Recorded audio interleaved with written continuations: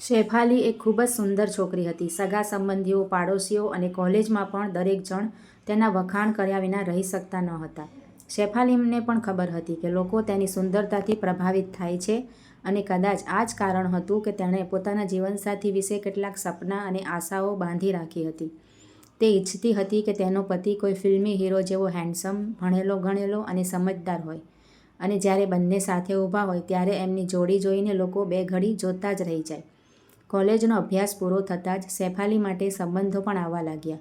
એક દિવસ સાંજે તેના પિતાએ ઘરે આવતા જ હસીને કહ્યું, "શેફાલી, તારા માટે એક બહુ સારો સંબંધ આવ્યો છે. છોકરો કેનેડામાં સોફ્ટવેર એન્જિનિયર છે." શેફાલીની માતાએ મોબાઈલ તેના તરફ લંબાવતા કહ્યું, "પહેલાં તેનો ફોટો જોઈ લે."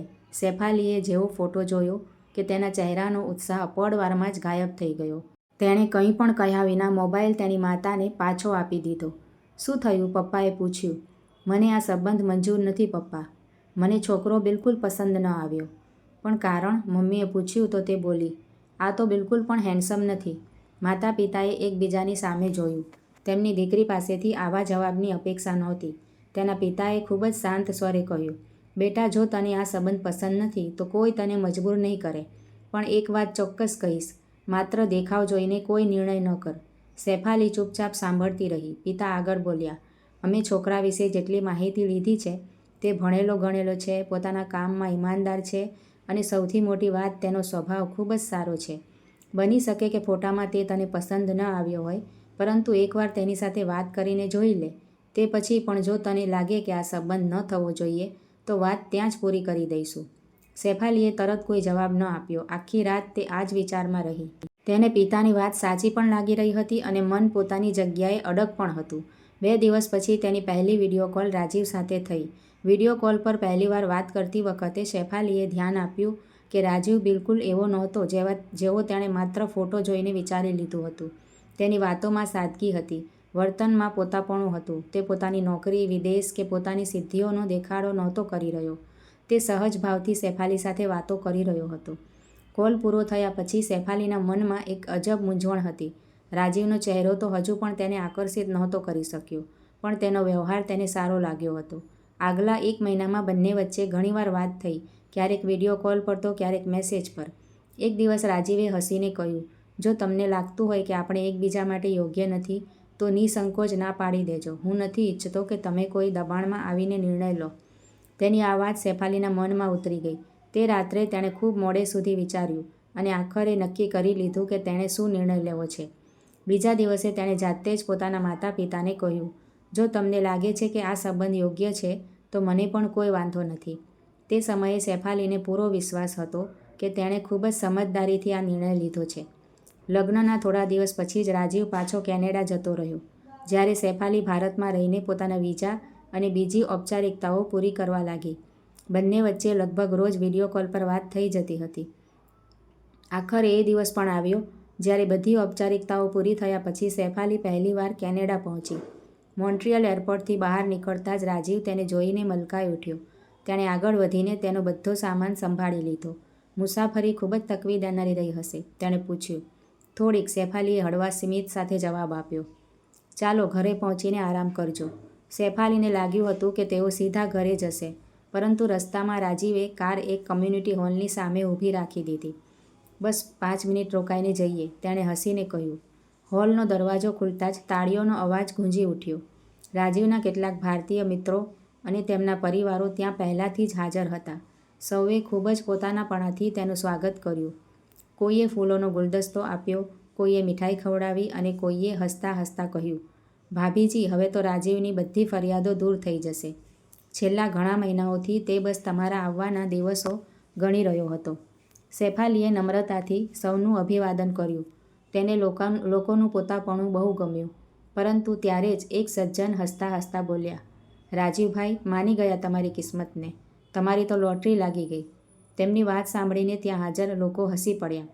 પરંતુ શેફાલીના મનમાં જાણે કોઈ જૂનો કાંટો ફરીથી વાગી ગયો. તેને લાગ્યું કે લોકો ભલે ગમે તે કહે, સૌના મનમાં આ જ ચાલી રહ્યું હશે કે વાંદરાના હાથમાં અંગૂર. ઘરે ફરતી વખતે તે એકદમ ચૂપ હતી. રાજીવ સમજ્યો કે લાંબી મુસાફરીનો થાક હશે, તેથી તેણે આખા રસ્તામાં કોઈ વાત ન કરી. રાજીવનું ઘર મોટું નહોતું પણ ખૂબ જ સુંદર રીતે સજાવેલું હતું. તે શેફાલીની દરેક નાની વાતનું ધ્યાન રાખતો હતો. તેમ છતાં શેફાલીના મનનું અંતર ઓછું નહોતું થઈ રહ્યું. ઘણીવાર તે પોતાને સમજાવતી કે રાજીવ જેવો જીવનસાથી દરેકને નથી મળતો, પરંતુ જેવા બંને સાથે બહાર નીકળતા તેનું મન ફરીથી એ જ સરખામણીમાં અટવાઈ જતું.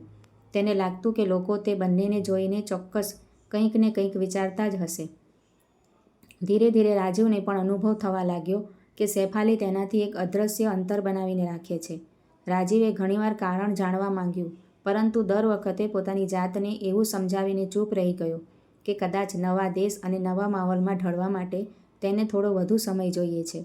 સમય પોતાની ગતિએ આગળ વધતો રહ્યો. જોતજોતામાં લગ્નને લગભગ 1 વર્ષ થવા આવ્યું, પરંતુ પતિ પત્ની વચ્ચે જે સહજ પોતાપણું હોવું જોઈએ તે હજુ પણ તેમના સંબંધમાં નહોતું આવી શક્યું. એક દિવસ રાજીવના મિત્રોએ ક્લબમાં પાર્ટી રાખી હતી, પરંતુ તેણે સાથે જવાની સ્પષ્ટ ના પાડી દીધી. જો શેફાલી, આ પાર્ટી તેમણે આપણા માટે રાખી છે, રાજીવે તેને સમજાવતા કહ્યું. પતિની આ વાત પર તે ગુસ્સે થઈ ગઈ. મને પૂછીને રાખી છે શું? હું પૂછું છું કે તમને મારી સાથે ચાલતા સહેજ પણ ખચકાટ નથી થતો? ક્યાં તમે અને ક્યાં હું? શેફાલીની વાત સાંભળતા જ રાજીવ અવાક રહી ગયો. તે થોડી પળો સુધી ચૂપચાપ તેને જોતો રહ્યો. પછી તેણે ઊંડો શ્વાસ લીધો અને ચૂપચાપ સૂઈ ગયો. તે દિવસ પછી રાજીવ પહેલાં જેવો જ રહ્યો, પરંતુ તેણે ક્યારેય શેફાલીને ક્યાંય સાથે ચાલવા માટે ન કહ્યું. શેફાલી પણ પોતાના જ બનાવેલા ભ્રમમાં જીવી રહી હતી. તેને લાગતું હતું કે સુંદરતા, આકર્ષણ અને લોકોની નજરમાં સારી લાગતી જોડી જ સુખી જીવનની ઓળખ છે. લગ્નને લગભગ 2 વર્ષ થવાના હતા. આ 2 વર્ષોમાં રાજીવે ક્યારેય પોતાની ધીરજ ગુમાવી નહીં. તે જાણતો હતો કે સમય જતાં બધું ઠીક થઈ જશે. એક દિવસ અચાનક શેફાલીના પેટમાં સખત દુખાવો થયો તો રાજીવ તરત જ તેને ડૉક્ટર પાસે લઈ ગયો. તપાસ પછી ડૉક્ટરે કેટલાક વધુ ટેસ્ટ કરાવવાની સલાહ આપી. રિપોર્ટ આવ્યા પછી જ્યારે ડૉક્ટરે જણાવ્યું કે તેના પેટમાં ટ્યુમર છે અને તાત્કાલિક ઓપરેશન કરવું પડશે, તો શેફાલીના પગ નીચેથી જમીન સરકી ગઈ. તેણે ગભરાઈને રાજીવનો હાથ પકડી લીધો. રાજીવે જાતે જ પોતાની ચિંતા છુપાવતા તેનો હાથ દબાવ્યો. ડરવાની જરૂર નથી શેફાલી, નાનું જ ઓપરેશન છે. ડૉક્ટરે સમયસર જાણ કરી દીધી છે. ઓપરેશનથી બધું સારું થઈ જશે. ઓપરેશનના દિવસોમાં તે દરેક પળ તેની સાથે રહ્યો. હોસ્પિટલના ધક્કા, દવાઓની વ્યવસ્થા, ડૉક્ટર સાથે વાતચીત, ઘરની વ્યવસ્થા બધું જ તેણે એકલા હાથે સંભાળ્યું. ઓપરેશન પછી જ્યારે શેફાલીને ઘરે લાવવામાં આવી ત્યારે ડૉક્ટરે તેને 3 અઠવાડિયા સંપૂર્ણ આરામ કરવાની સલાહ આપી. હવે ઘરની દરેક જવાબદારી રાજીવે પોતાના હાથમાં લઈ લીધી હતી. સવારે તેના માટે નાસ્તો બનાવવો, સમયસર દવા આપવી, ડૉક્ટરે જણાવેલી બાબતોનું ધ્યાન રાખવું, તે પૂરા મનથી બધું કરતો રહ્યો. એક સવારે જ્યારે શેફાલીની આંખ ખુલી તો તેણે જોયું કે રાજીવ રસોડામાં કંઈક બનાવી રહ્યો હતો. તે ધીમેથી બોલી, તમે આટલા વહેલા કેમ ઉઠી ગયા? મને અવાજ આપી દીધો હોત, હું કરી લેત. રાજીવ પાછળ ફર્યો અને હસતા હસતા બોલ્યો, મેડમ, હમણાં તમને ડૉક્ટરે આરામ કરવાનો આદેશ આપ્યો છે. તમે બસ આરામ કરો, ઘરના કામની ચિંતા બિલકુલ ન કરો. પણ તમારે ઓફિસ પણ જવાનું હોય છે. તો શું થયું? તેની સહજતા જોઈને શેફાલી કંઈ ન બોલી શકી. તે રાત્રે જ્યારે થાકીને રાજીવ સૂઈ ગયો તો પહેલીવાર શેફાલી મોડે સુધી તેના સૂતેલા ચહેરાને જોતી રહી. આ એ જ ચહેરો હતો જેને જોઈને ક્યારેક તેના મનમાં નિરાશા આવી જતી હતી.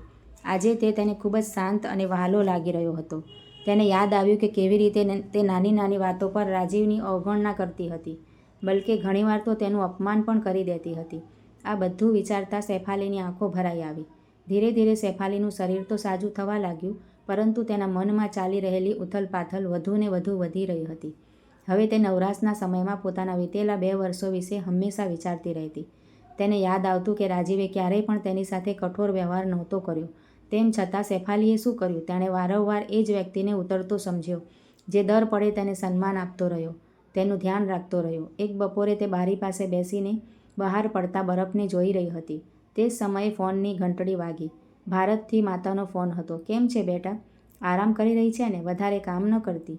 માતાનો અવાજ સાંભળતા શેફાલીની આંખો ભીની થઈ ગઈ. હું એકદમ ઠીક છું માં. રાજીવ મારું ખૂબ ધ્યાન રાખી રહ્યા છે. માતા થોડીવાર ચૂપ રહી. પછી ધીમેથી બોલી, હું જાણું છું બેટા, એ છોકરો બહુ સારો છે. શેફાલીએ ઊંડો શ્વાસ લીધો. માં, હા બેટા, જો મેં પહેલી તમારી વાત સમજી લીધી હોત તો મારી જિંદગીના 2 સુંદર વર્ષો આમ બરબાદ ન કર્યા હોત. બોલતા તેનો અવાજ ભરાઈ ગયો. માતા બધું સમજી ગઈ. તેણે પ્રેમથી કહ્યું, બેટા, જિંદગીમાં ભૂલ થઈ જવી એ કોઈ મોટી વાત નથી. મોટી વાત એ છે કે માણસ પોતાની ભૂલને ક્યારેય સુધારે છે. ફોન મૂક્યા પછી શેફાલી ઘણીવાર સુધી ચૂપ બેસી રહી. તે દિવસે તેણે પહેલીવાર મનથી સ્વીકાર્યું કે ખામી રાજીવમાં નહીં, તેની પોતાની વિચારસરણીમાં હતી. સાંજે રાજીવ ઓફિસેથી પાછો ફર્યો. અરે, આટલો બધો સામાન લાવવાની શું જરૂર હતી? શેફાલીએ રાજીવને પેકેટોથી લદાયેલો જોઈને પૂછ્યું. અરે મેડમ, વધારે ક્યાં છે? બસ થોડા ફળ છે અને થોડું ખાવાનું છે. જ્યાં સુધી તમે બિલકુલ ઠીક નથી થઈ જતા, આનાથી જ ચલાવવાનું છે. રાજીવે હસતા હસતા કહ્યું. સારું, જમવાનું અહીં જ પીરસું કે બાલ્કનીમાં બેસીને જમવું છે? ના ના, અહીં જ બરાબર છે, અને આમ પણ મને બહુ ભૂખ નથી. કેમ ભૂખ કેમ નથી? તને હમણાં તાકાતની વધારે જરૂર છે અને એના માટે જમવું બહુ જરૂરી છે. રાજીવે પોતાના હાથથી તેને જમાડતા કહ્યું. શેફાલીની આંખો ભીની થઈ ગઈ. આવો માણસ જેના અંદર પ્રેમનો સાગર છલોછલ ભરેલો છે, તેનાથી તે આજ સુધી નફરત કરતી આવી હતી. માત્ર એટલે કે તે રૂપ રંગમાં સાધારણ છે, પરંતુ બાહ્ય સુંદરતાના ખોટા ભ્રમમાં તે તેના ગુણોની અવગણના કરતી રહી. અંદરથી રાજીવનું મન કેટલું નિર્મળ, કેટલું સાફ છે. તે કેટલી મૂર્ખ હતી. વૈવાહિક જીવનના 2 સોનેરી વર્ષો તેણે આમ જ ગુમાવી દીધા. તે સમયે તો દરેક પળ તેનો એ જ પ્રયાસ રહેતો કે કોઈક રીતે રાજીવનું અપમાન કરે. તેથી જ તેની દરેક વાત કાપતી રહેતી. પરંતુ પોતાની બીમારી પછી તેણે જાણ્યું કે સાચો પ્રેમ શું હોય છે. શેફાલીની આટલી બેરુખી પછી પણ રાજીવ કેટલી લગનથી તેની સેવા કરી રહ્યો હતો. થોડા દિવસો પછી જ્યારે શેફાલી થોડી ઠીક થઈ, તો તેણે નક્કી કર્યું કે તે રાજીવને પોતાના મનની વાત જરૂર કહેશે. પરંતુ તેને ડર હતો. શું રાજીવ તેને માફ કરી શકશે? શું તે એ બધા કડવા શબ્દો ભૂલી શકશે જે તેણે ક્યારેય અજાણ્યે તેને કહ્યા હતા? એ સાંજે રાજીવ ઓફિસેથી થોડો વહેલો પાછો આવી ગયો હતો. રાજીવે રૂમમાં આવતા જ પૂછ્યું. કેવી તબિયત છે હવે? પહેલાં કરતાં સારી છે, શેફાલીએ ધીમા સ્વરે કહ્યું. રાજીવ મલકાયો. ખૂબ સરસ. તે હંમેશાની જેમ પોતાના કામમાં લાગી ગયો. તેણે પોતાના હાથથી તેને જ્યુસ પીવડાવ્યો, દવા આપી અને પછી રસોડામાં જતો રહ્યો. શેફાલી ચૂપચાપ તેને જોતી રહી. તેને અનુભવ થઈ રહ્યો હતો કે રાજીવની દરેક નાની કોશિશ પાછળ કેટલો મોટો પ્રેમ છુપાયેલો હતો. એ પ્રેમ જે ક્યારેય મોટા મોટા વાયદાઓમાં ન આવ્યો, પરંતુ રોજબરોજની નાની નાની વાતોમાં દેખાતો રહ્યો. થોડીવાર પછી રાજીવ તેના માટે જમવાનું લઈને આવ્યો. ચાલો થોડુંક જમી લો. શેફાલીએ તેના તરફ જોયું. તેની આંખો ભીની હતી. રાજીવે ચોંકીને તેના તરફ જોયું. શું થયું? દુખાવો થઈ રહ્યો છે શું? મેં તમને બહુ દુઃખ આપ્યું છે, ખરું ને? રાજીવ થોડીવાર માટે શાંત રહ્યો. પછી બોલ્યો. આવી વાતો કેમ કરી રહી છે? કારણ કે આ જ સત્ય છે. તેનો અવાજ ભરાઈ ગયો. મેં તમને માત્ર તમારા ચહેરાથી જ પરખ્યા. મેં ક્યારેય એ જોવાની કોશિશ જ ન કરી કે તમારું દિલ કેટલું સુંદર છે. તમે દરેક વખતે મારું ધ્યાન રાખતા રહ્યા અને હું દરેક વખતે તમને મારાથી દૂર કરતી રહી. રાજીવે કંઈક કહેવા માંગ્યું, પરંતુ શેફાલીએ તેને રોકી દીધો. ના, આજે મને બોલવા દો. જો હું તમારી જગ્યાએ હોત તો કદાચ આટલી બેરુખી સહન ન કરી શકત. તેની આંખોમાંથી આંસુ વહેવા લાગ્યા. મને માફ કરી દો રાજીવ. રાજીવે ધીમેથી તેનો હાથ પોતાના હાથમાં લીધો. જે થઈ ગયું તેને ભૂલી જા. શેફાલીએ તેના તરફ જોયું. તમે આટલા સારા કેવી રીતે હોઈ શકો છો? રાજીવ હળવું મલકાયો. હું તો શરૂઆતથી જ આવો છું. પછી રાજીવે મજાક કરતાં કહ્યું. તો શું હવે તને મારો ચહેરો સુંદર લાગવા માંડ્યો છે? શેફાલી પહેલીવાર ખુલીને હસી. માત્ર ચહેરો જ નહીં રાજીવ, હવે તો તમારી દરેક વાત મને સુંદર લાગે છે. સાચું કહું તો મારી નજરોમાં તમે દુનિયાના સૌથી હેન્ડસમ માણસ છો. તેની વાત સાંભળીને રાજીવ મલકાઈ ગયો. આ એ જ સંબંધ હતો, એ જ 2 લોકો હતા, એ જ ઘર હતું. બદલાયો હતો તો માત્ર દ્રષ્ટિકોણ. 3 અઠવાડિયા પછી શેફાલીની તબિયત ઘણી સારી થઈ ગઈ હતી. રાજીવના કેટલાક મિત્રો તેના ખબર અંતર પૂછવા ઘરે આવ્યા. દરવાજાની ઘંટડી વાગી. રાજીવે દરવાજો ખોલ્યો તો મિત્રોના હાથમાં ફૂલોના ગુલદસ્તા હતા. ભાભીજી, તમારા ઠીક થયા પછી અમે એક શાનદાર પાર્ટી લઈશું. કેમ, આપશો ને? એક મિત્રએ પૂછ્યું. ચોક્કસ, શેફાલીએ હસતા હસતા કહ્યું. તેને લાગી રહ્યું હતું કે આ ફૂલોની જેમ તેનું જીવન પણ ખુશ્બુથી ભરાઈ ગયું છે. તો મિત્રો, તમારું આ વાર્તા વિશે શું કહેવું છે કમેન્ટ કરીને જણાવજો. વિડીયો જોવા માટે તમારા બધાનો આભાર છે. Thank you.